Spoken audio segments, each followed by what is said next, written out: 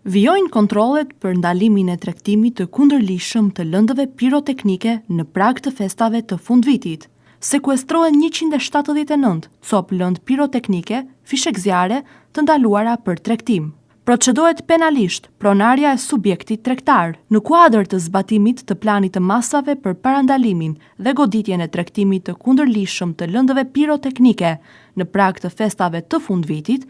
Shërbimet e Komisariatit të Policisë Vlorë në bashkëpunim me specialistët për hetimin e krimeve ekonomiko-financiare kanë intensifikuar kontrollet në subjektet tregtare.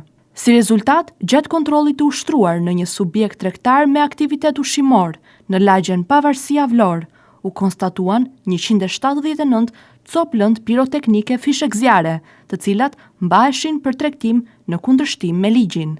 Lëndët piroteknike u sekuestruan në cilësinë e provës materiale, si dhe nga specialistët për hetimin e krimeve ekonomiko-financiare, u referuan materialet në prokurori dhe nisën procedimi penal për shtetasen DK, 31 vjeçe, banuese në Vlorë. Kontrollet për parandalimin e tregtimit të kundërlishëm të lëndëve piroteknike do të vijojnë në të gjithë territorin e qarkut Vlorë, me qëllim garantimin e sigurisë së qytetarëve gjatë festave të fundvitit.